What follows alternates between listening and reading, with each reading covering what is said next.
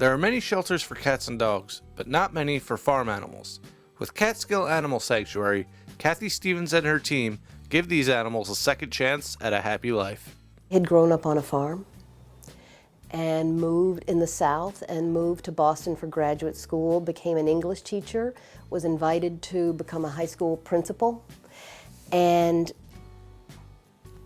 that felt like a crossroads. I was 40, felt like a real crossroads, and I ended up turning down the job after some thinking and writing and long walks with my doggie. Decided to combine my passion for teaching and learning and my passion for animals into a single entity, and Catskill Animal Sanctuary was born from that. Catskill Animal Sanctuary was founded in 2001, and we moved to our new property, our permanent property, in 2003. We are an emergency rescue facility for 12 species of farm animals. They typically come from hoarders, animal hoarders, or situations of institutionalized cruelty. The second part of our mission is to raise public awareness of factory farming and what it's doing to the animals who are tortured from birth to death, what it's doing to us. We are the sickest and the fattest country in the industrialized world, and what it's doing to the planet. We take all types of farm animals, so we take horses, cows, goats, sheep, pigs, ducks, chickens, geese, turkeys, and rabbits.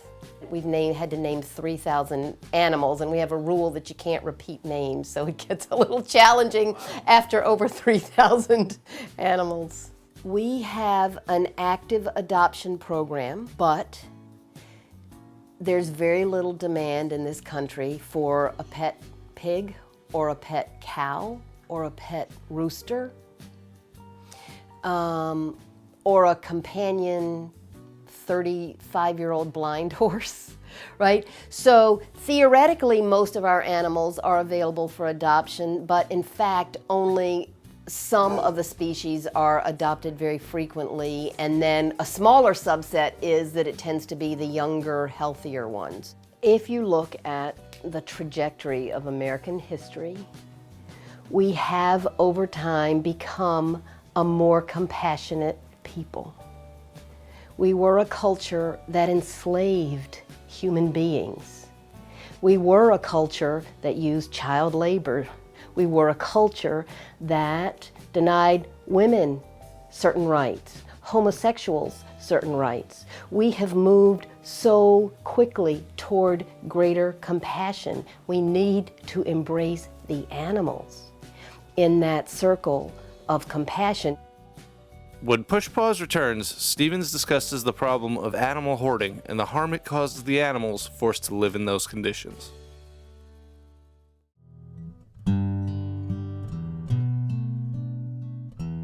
At the Catskill Animal Sanctuary, located in New York's Hudson Valley, one of their main tasks is to rescue animals from hoarders, a problem that has gotten out of hand.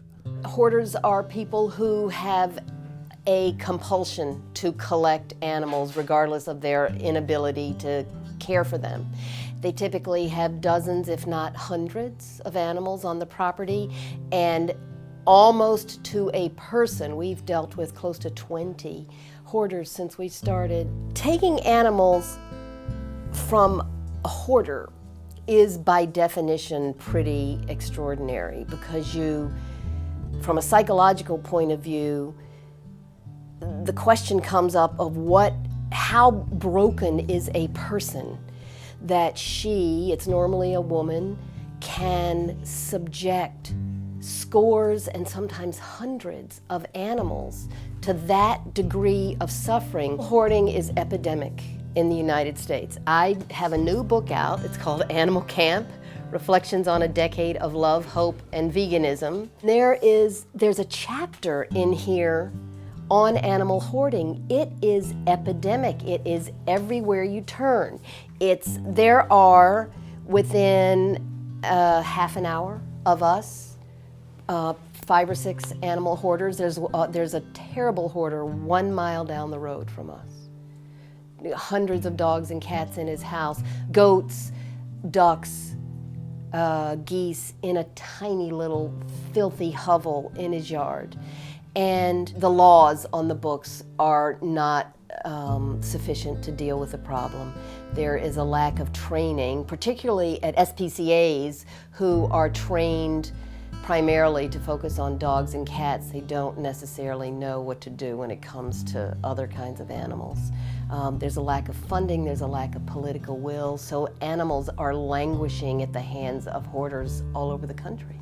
There is no law in place that matches sort of a number of animals to your amount of space, right? So there's no minimum space required for a pig, no minimum space required for a horse or a dog or a cat. So hoarders have hundreds of animals living in their houses, or in the case of farm animal hoarders, they can have several hundred animals shut into a barn in the winter and nobody will really know about it. You go into overdrive. You just focus on getting the ones out. And we're only the receiving organization. We're not authorized to investigate. Only police and SPCAs can investigate. All we can do is accept the animals once the investigation and the seizure takes place. People should go to their local police or their state police, doesn't matter, or the SPCA, but what we suggest is go to everyone and be prepared to be the squeakiest wheel, because if not, you're going to be ignored. You have to be willing to sign a written deposition. You have to be willing to appear in court if it comes down to that. But keep in mind that the suffering, if you see an emaciated animal at a property, there's at least a reasonable chance that there are a lot more that are unseen. We've taken in animals who were literally a few days from death, and to watch them fight back and fight to hold on to life is so extraordinary. When Push Paws returns, Stevens tells us about Miriam, a pig who was rescued from a hoarder but still needed a little extra help. Miriam!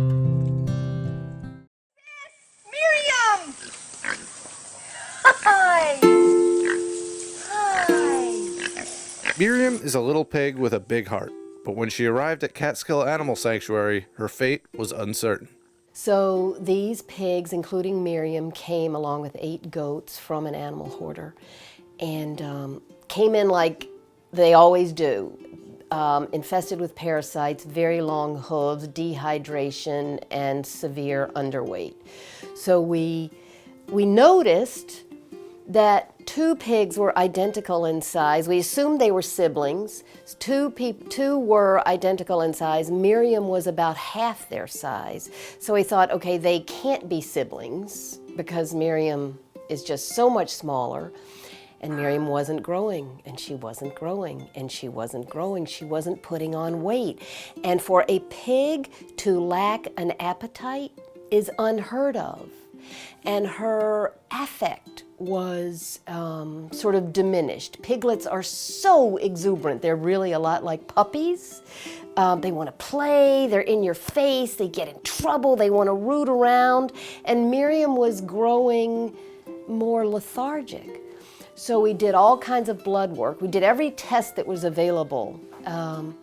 And the only thing that the vet could come up with was failure to thrive. She was going downhill. And yet nothing revealed itself as problematic, no disease. And so when we realized there was a chance we could lose her, we rushed her to Cornell University, and they're just, they're the best in the country. And initially they couldn't find a thing. And with further tests and x-rays and diagnostics, they realized she had a birth defect. She didn't have a proper rectum. So she couldn't, not to be graphic, she couldn't poop properly. So this poor little animal had been struggling to poop, and we didn't know. And they determined that there were 3 possible outcomes, one of which was euthanasia, because she was going to die and die pretty quickly. There was another option, but her particular biology didn't lend itself, so the only possibility was euthanasia or a colostomy. And I know it sounds odd to the listener that you would do a colostomy on a pig, but Catskill Animal Sanctuary is a place that values all our charges the way you would your beloved pet. Our job is to help each individual thrive. And so if our supporters are generous enough to allow a life-saving surgery on an animal who's at the beginning of her life, right? It's not like she had a few good months left. She has years left. So of course we would do that. So we elected to do the colostomy, and she was at Cornell. It went beautifully. The entire staff fell in love with her, and she came back a week later, and she's running around brand new. She has a little flap right here, a little flap in her rib cage, and she's just fine. She's expected to live a full life. She has grown remarkably. She's almost doubled in size. Her energy is back. She was always such a loving pig. One thing that is as obvious to us as it is to any dog or cat person, or really to any parent, 10 pigs or 10 chickens or 10 cows are as individual as 10 children or 10 dogs. And Miriam was the most loving animal. Like she would just flop down and look deeply into your eyes, and you could feel it, the way you feel it from your dog. You could feel her saying, "I love you." And she's back, and she still is that little girl, and that's just a wonderful feeling. For Push Paws from New Hyde Park, I'm Tom Capps.